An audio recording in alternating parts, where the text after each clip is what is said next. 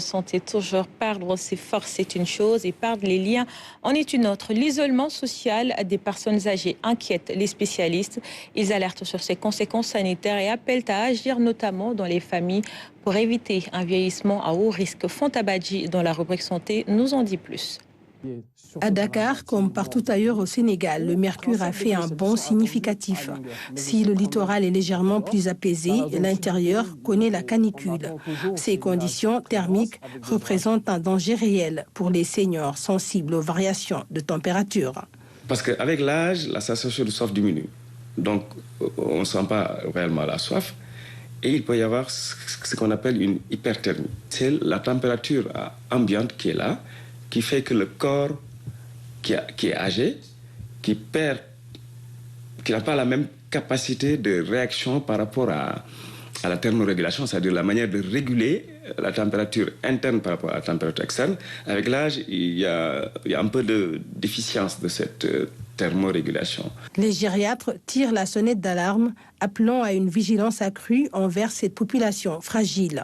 C'est aérer la maison, c'est ventiler, c'est aussi ne pas mettre la personne âgée à l'extérieur où il fait très chaud. Fermer les fenêtres quand la chaleur commence à entrer à l'intérieur.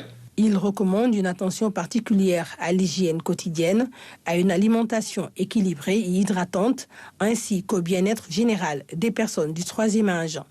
Il faut stimuler la personne à boire.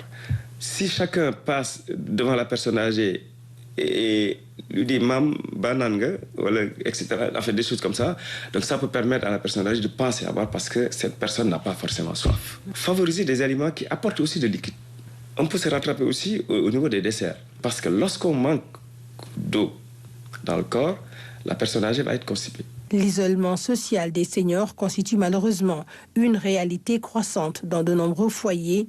On peut être dans une maison avec une autre génération, ou même deux générations, c'est-à-dire avec enfants et petits-enfants, et que personne ne s'occupe si le grand-père ou la grand-mère a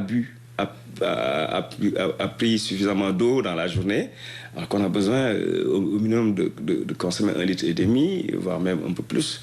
En période de chaleur, il faut consommer plus, voire 2 litres des fois. Et dans ce cas-là, si personne ne pense à faire boire ou à stimuler la personne âgée à boire, mais on va se retrouver avec une déshydratation qui est l'une des complications, parce que quand on ne boit pas suffisamment et qu'on continue de perdre des urines, on va être déshydraté. Non seulement le corps va avoir chaud, hyperthermie, déshydratation, et avec toutes les complications que ça engendre après, dysfonctionnement d'organes. Cette solitude, combinée aux conditions climatiques difficiles, multiplie les risques de vieillissement pathologique. Il y a une perte fonctionnelle de plusieurs de leurs fonctions qu'ils avaient avant, c'est-à-dire la motricité, la vue, en fait, parfois la mémoire aussi peut être touchée. Et ces personnes âgées, on a des personnes âgées comme ça qu'on reçoit, mais des fois, on ne les voit même pas parce que tout simplement, il n'y a personne même pour les accompagner pour venir en consultation. C'est-à-dire qu'il y a un retentissement même de cet isolement social sur le suivi médical. Face à cette situation, les gérontologues insistent sur l'urgence d'une mobilisation collective. La modernité et ses impératifs semblent nous faire oublier notre responsabilité envers ces précieux dépositaires de notre mémoire collective.